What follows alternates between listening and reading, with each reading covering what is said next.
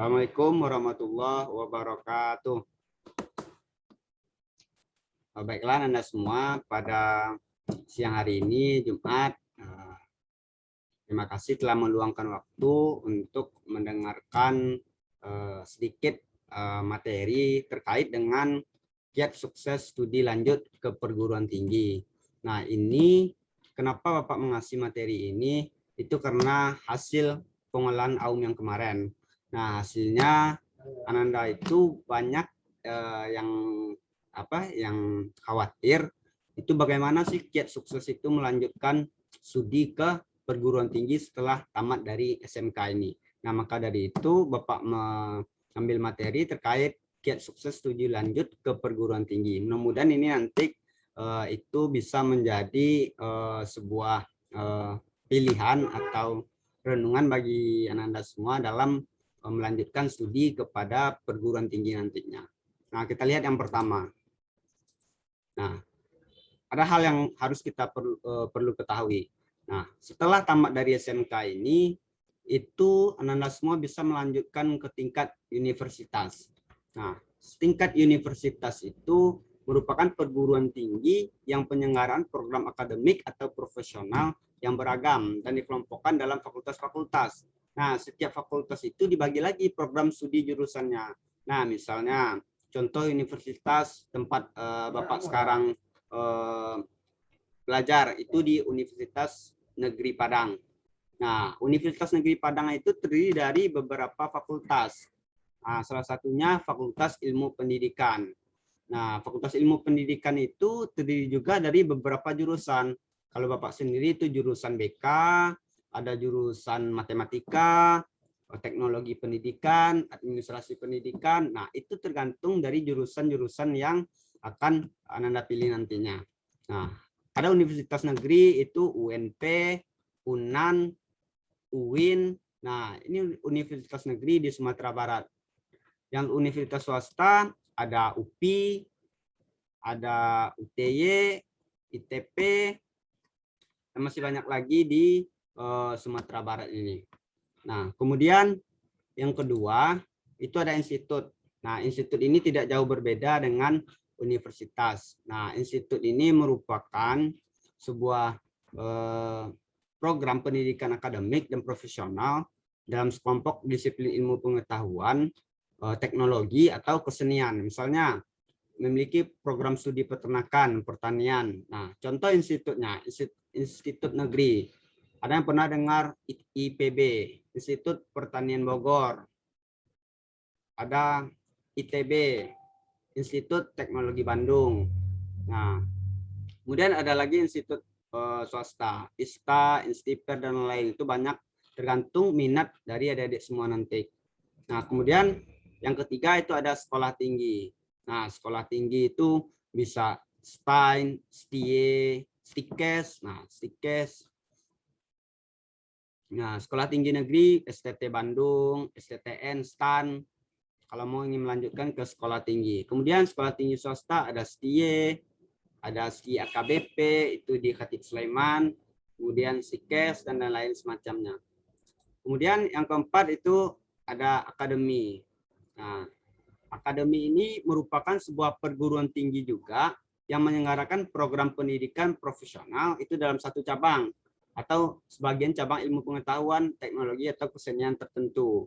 Nah, misalnya ada akademi AU, itu akademi khusus untuk yang ingin masuk kepada angkatan udara. Nah, ada AL, khusus masuk kepada angkatan laut. Nah, ini juga bisa dipilih setelah tamat dari SMK nanti. Nah, kemudian ada juga politeknik. Nah, politeknik itu merupakan sebuah penyelenggaraan sama dengan pengertian yang lain, universitas, institut, dan lain-lain. Cuman bedanya dibandingkan akademi, politeknik memberikan porsi lebih besar praktik.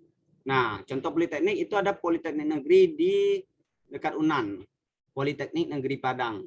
Nah, jurusannya ada teknik mesin, teknik listrik, manufaktur Bandung. Nah, ini contoh Politeknik Negeri, Politeknik Manufaktur Bandung, Politeknik Negeri Jakarta. Dan di Padang itu ada Politeknik Negeri Padang, itu berbagai macam jurusan. Ada listrik, ada teknik mesin, dan lain-lain.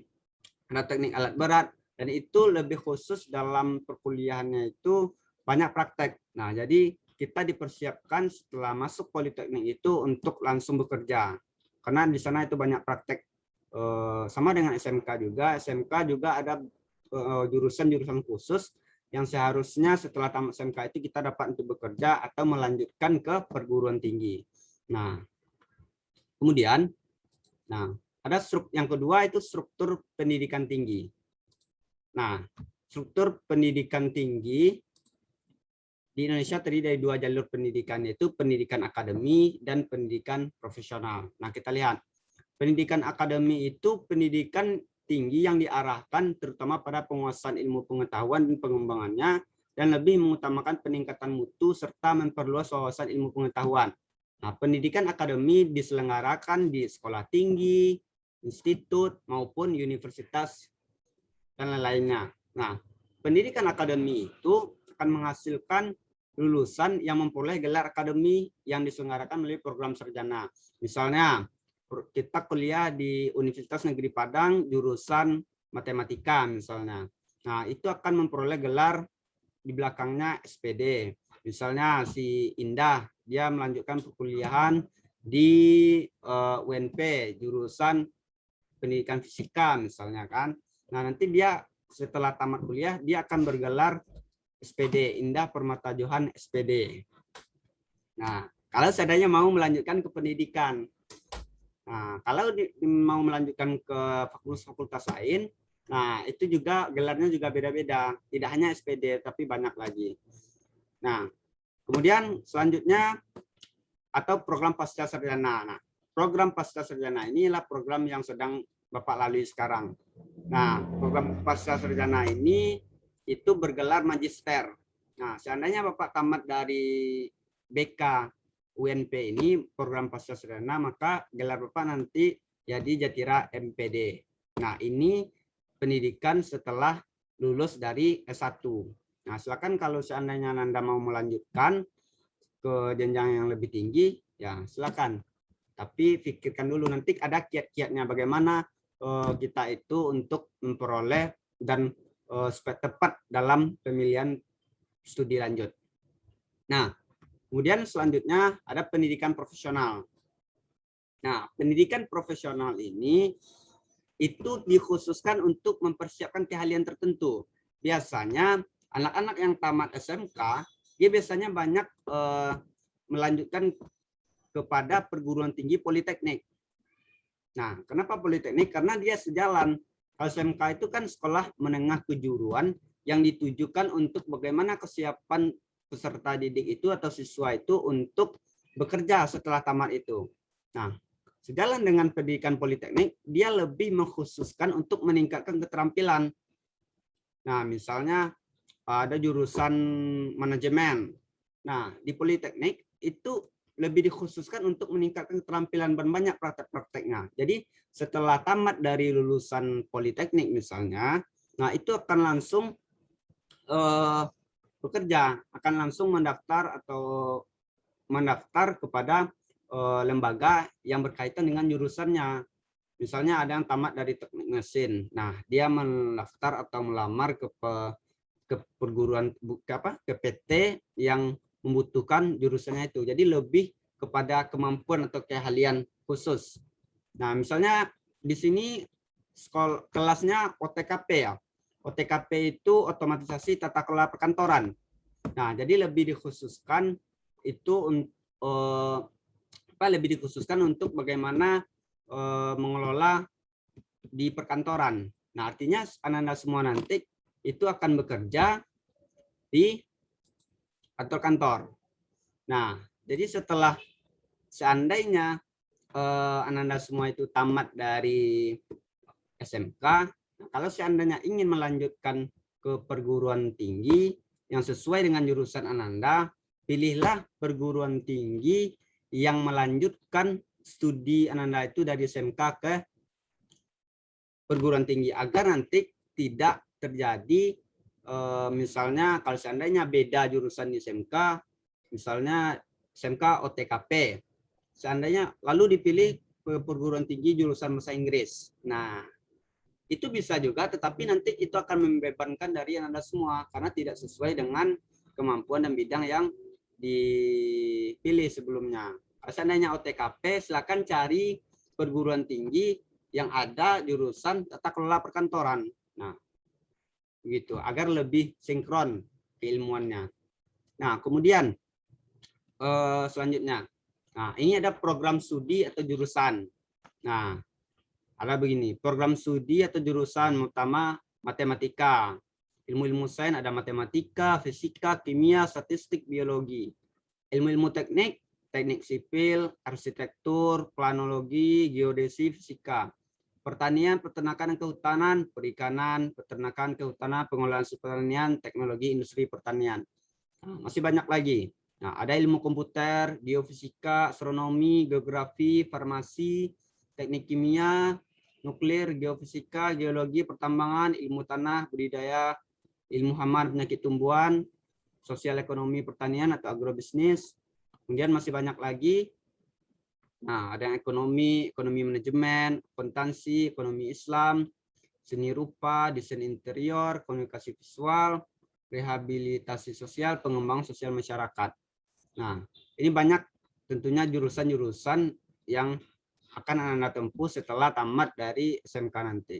Kalau ingin melanjutkan ke perguruan tinggi, kalau seandainya ingin berumah tangga ya silakan, boleh juga. Nah, tahu si Siva setelah ini barek mana sekolah Pak, senangnya melanjutkan itu.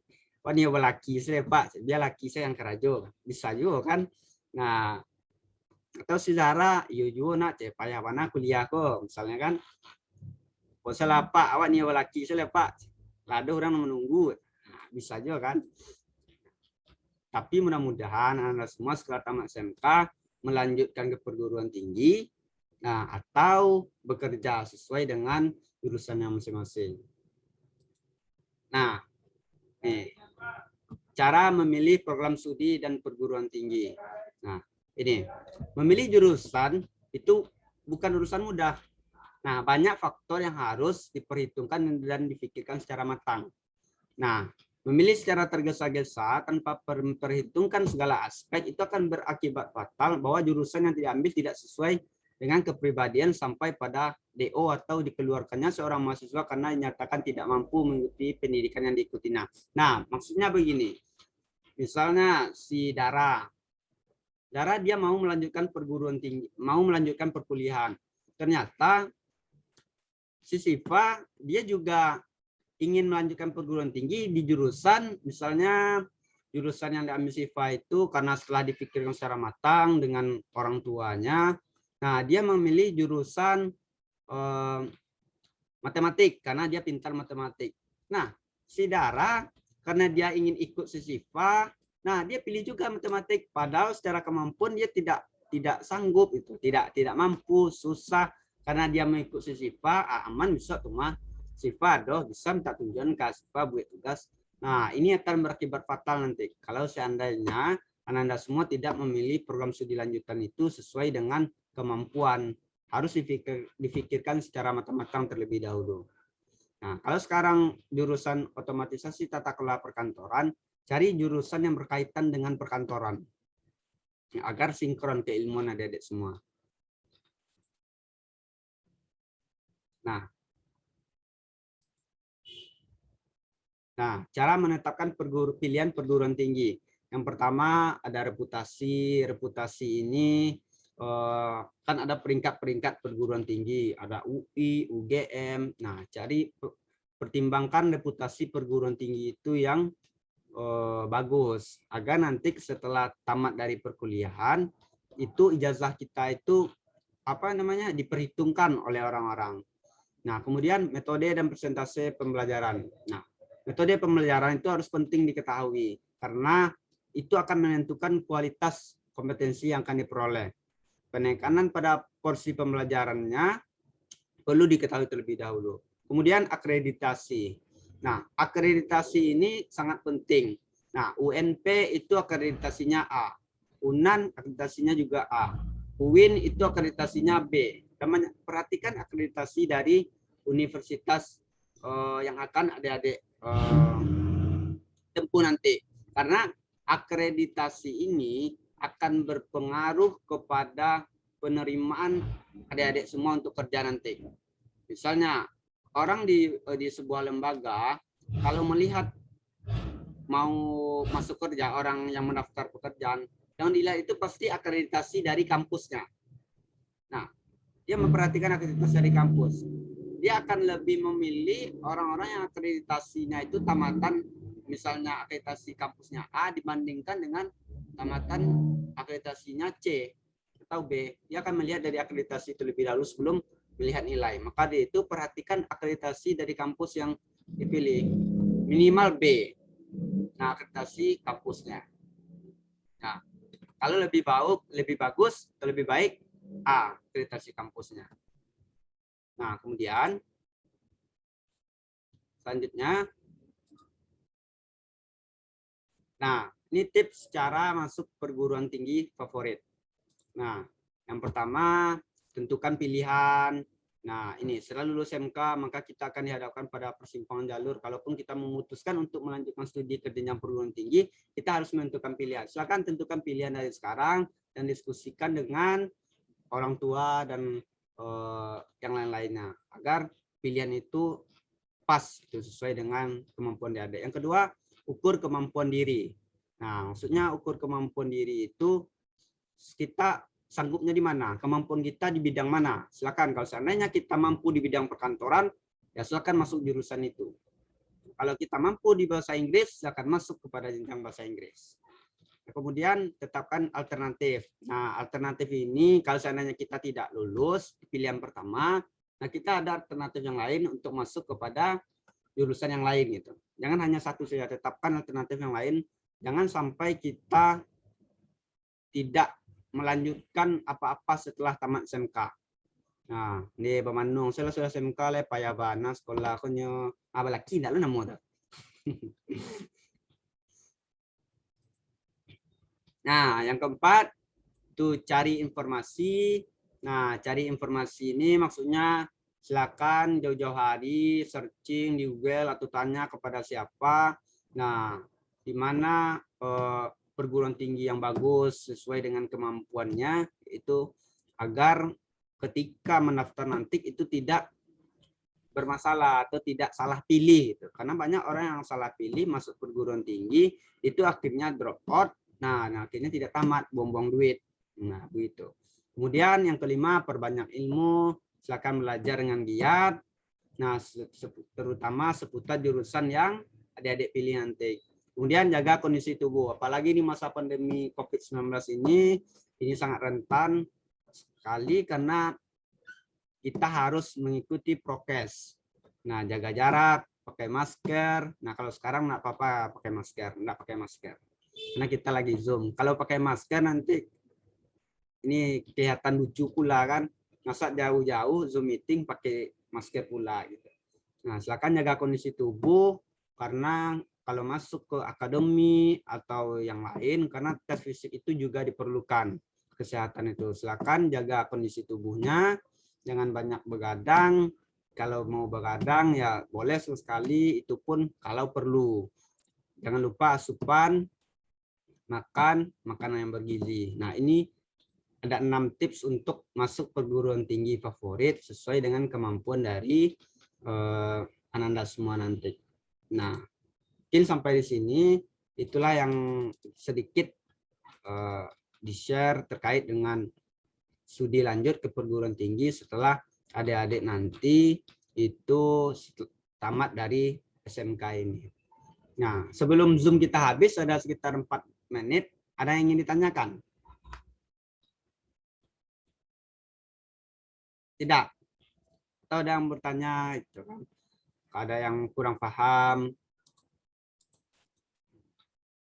Tidak? Indah, Siva, Geo, Dara, Zahra, Airunisa, Aisyah, Shanda, Dinda, Ardita, Alicia. Ada yang ingin tanyakan? Enggak, Pak. Nah, nah, berarti sudah paham ya. Kalau tidak ada yang tanyakan berarti sudah paham kan? Nah, mudah-mudahan ini bermanfaat bagi adik-adik semua.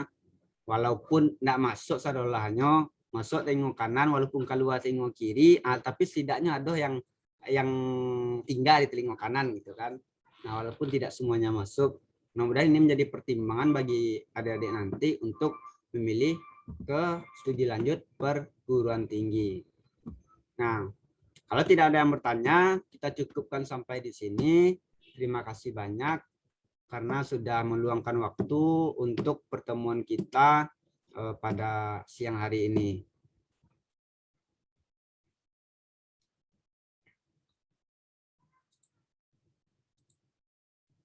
Baik, terima kasih banyak. Assalamualaikum warahmatullahi wabarakatuh.